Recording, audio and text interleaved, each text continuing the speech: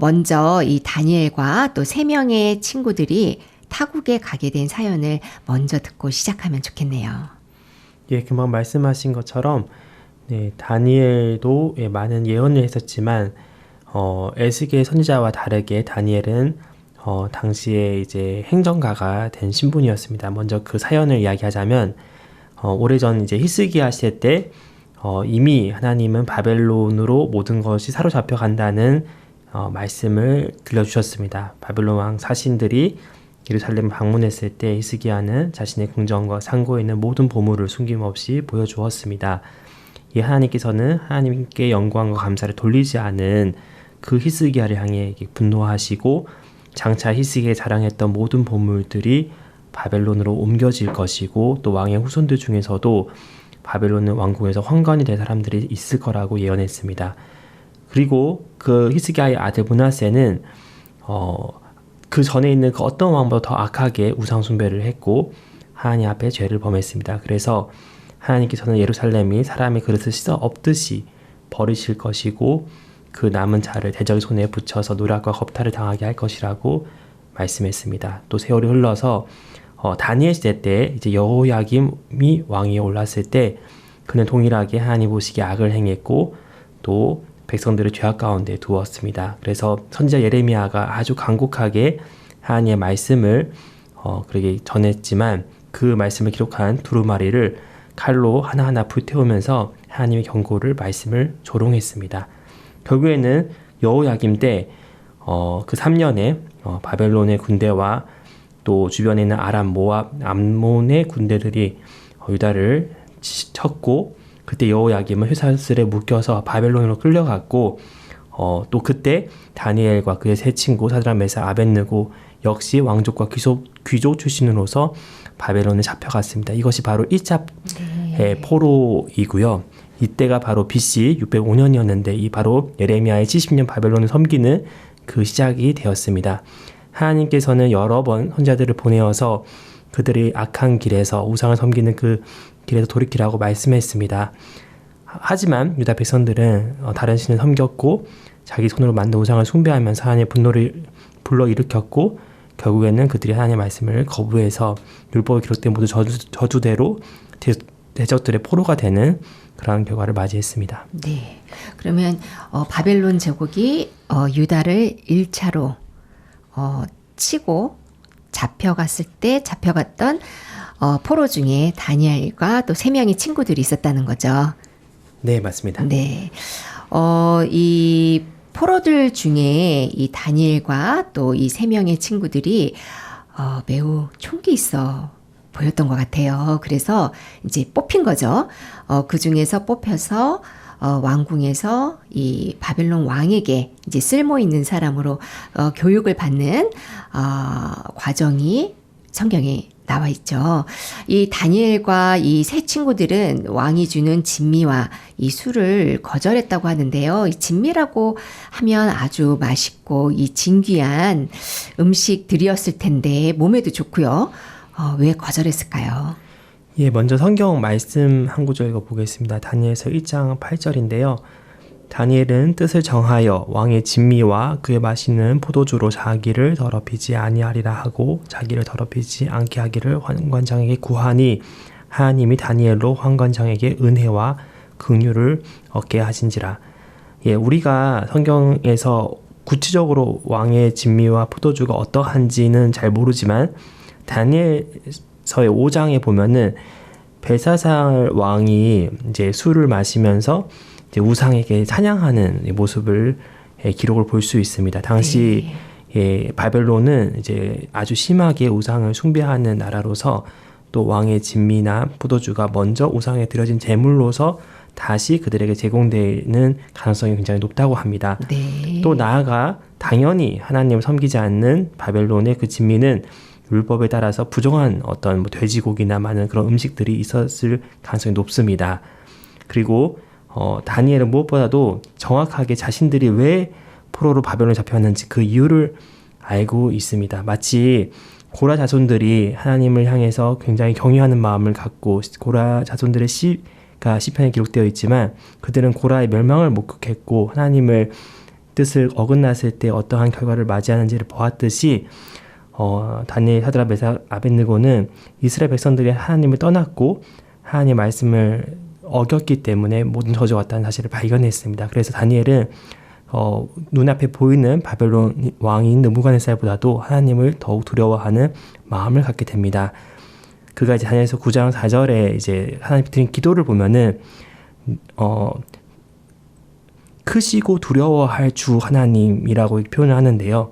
다니엘은 무엇보다 하나님을 경외했고 하나님 앞에 마음을 정해서 하나님을 섬기는 부분에 마음과 뜻을 정했습니다. 다니엘은 세상과 타협하지 않기로 마음을 정했고 또 다니엘의 그 마음을 들은 하나냐, 미사엘, 아사랴 이 세 친구들도 모두 한 마음으로 하나님을 섬기고 또 왕의 진미와 수를 거절하기로 마음을 정했습니다. 네. 이거는 단순하게 음식 문제가 아니라 하나님을 경외하며 세상과 타협하지 않겠다는 결단이었고 그들이 은혜를 입을 뿐만 아니라 하나님께서 그들에게 지혜와 총명을 주셔서 왕 앞에서 10배나 뛰어난 자로 세우셨습니다. 네. 내가 이렇게 포로로 끌려왔는데 이렇게 귀한 음식을 먹게 되는 거구나. 이 또한 하나님의 은혜구나라고 생각할 수도 있는데 이 다니엘은 하나님과 매우 가까운 마음을 가지고 있어서 아주 예민하게 이런 부분에 선을 긋고 마음을 정할 수 있었던 것 같습니다. 느부갓네살의 이 신상 꿈을 다니엘이 아주 잘 해몽해 주죠. 하나님으로부터 지혜를 받아서요. 이 왕이 그 해몽을 듣고는 하나님을 찬양하잖아요. 근데 그리고 나서 이 왕이 그럼 하나님을 믿는 것이 아니라 엉뚱하게 금신상을 세우더라고요. 당시 바벨론도 그렇고 또 후대에 있을 로마 제국도 마찬가지지만 모두 다 다신교, 다양한 신이 존재한다는 그 기본적인 이렇게 신념과 그런 신앙을 갖고 있는 사람들이 왕이었고 또 황제였습니다. 다니엘서 2장에서 4장까지를 차근차근 읽어보면은 하나님께서 어떻게 우상을 섬기고 또 교만하면서 자신의 능력을 과신하고 하나님과 또 전혀 상관이 없었던 느부갓네살을 하나님을 알리고 하나님 앞에 겸비케 하시고 또 결국에는 그가 하나님께 경외하고 하나님께 영광을 돌리는 그 이야기가 자세하게 기록이 되어 있는데요. 하나님께서는 그렇게 대적하는 느부갓네살을 낮추시고 그에게 역사하여서 그 마음을 꺾으셔서 하나님을 경외하는 사람으로 또 하나님의 종으로 그를 만들어가는 과정이 나와 있습니다. 다니엘서 2장에는 이렇게 말하기를 왕이 대답하여 다니엘에게 이르되 너희 하나님은 참으로 모든 신의 신이요 모든 왕의 주제시로다라고 하면서 그 신상의 그 꿈 이야기를 풀어줬을 때 하나님께 영광을 돌리는 이야기를 했지만 그는 자신이 섬기는 우상을 버리지 않았을 뿐만 아니라서 더욱 금신상을 세움으로써 자신이 바벨론을 다스리는 방법을 삼았습니다. 내가 만든 금신상에게 모든 사람이 절한다는 것은 곧 자신에게 굴복한다는 것과 같은 의미가 됩니다. 그렇죠. 자신이 그 신의 대리인으로서 그 신의 권한을 행사한다는 것인데 절하지 않으면 풀무에 던자는 그 두려움에 사람들은 모두 절할 수밖에 없었습니다. 로마 제국의 황제 숭배나 현재 북한의 우상화처럼 고대나 현대나 나라의 지도자의 신격화는 가장 손쉽게 나라를 다스리는 방법이었습니다. 지배자가 신격화가 되면 권력은 단순히 정치적 권력이 아니라 절대적이고 종교적인 권위가 됩니다. 네. 이를 통해서 통치 정당성을 확보할 수 있고 반란을 억제할 수 있고 복종 강화라는 효과로 이어져서 나라를 수월하게 다스릴 수 있었습니다. 그렇군요. 우리가 보통 다니엘과 또 세 친구 이렇게 이야기를 하잖아요. 근데 이 세 명의 친구에게도 분명히 이름이 있어서 이 시간에 조금 이름을 언급하려고 합니다. 이 세 친구들의 본명은 하나냐, 또 미사엘, 아사랴. 이 친구들은 도대체 어떤 마음으로 담대하게 절하지 않겠다고 단호하게 이야기를 할 수 있었을까요? 이 불이 많이 뜨거울 텐데요. 참 신기하게도 이 세 명의 유대인들은 다니엘의 친구이면서 다니엘과 더불어서 바벨론을 다스리는 당시 인물들이었습니다. 하지만 아이러니하게도 그들이 걸어온 길은 하나같이 바벨론에서 잘 보이고 타협했던 길이 아니라 오직 하나님을 경외하고 하나님만 의지하면서 하나님께서 그들을 지키시고 높이시고 지혜를 주시고 복되게 하시는 그 삶을 살아왔습니다. 그들은 그 인생 속에서 그 저주 혹은 그 축복을 통해서 살아계신 전능하신 하나님의 능력을 경험했고 자신들이 포로로 잡혀왔고 또 남유다가 멸망한 이후도 하나님을 떠나서 우상 숭배를 했던 사실을 기억하기에 그들은 결코 하나님을 거스리면서 우상 숭배를 할 수가 없었습니다.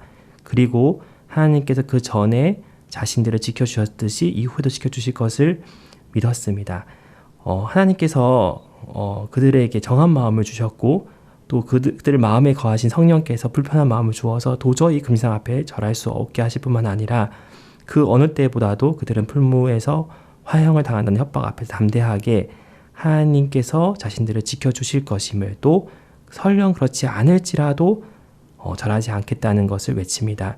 결국 그들은 결박되어서 그 어느 때보다도 뜨겁게 타오르는 풀무 속에 던져졌지만 임마누엘이신 우리와 함께 하시는 예수 그리스도께서 친히 그들을 풀무 속에서 지켜주신 것을 그들은 경험하고 그 사실을 느부갓네살 왕뿐만 아니라 당시 모든 바벨론 사람들이 발견하게 됩니다. 결국 불 가운데서도 예수님께서 함께 하심으로 머리카락 하나 타지 않고 살아나왔습니다. 그때 느부갓네살 왕은 하나님 앞에 또한 그들 앞에 굴복하고 하나님께 영광을 돌리고 그들을 더 높일 수밖에 없음을 봅니다.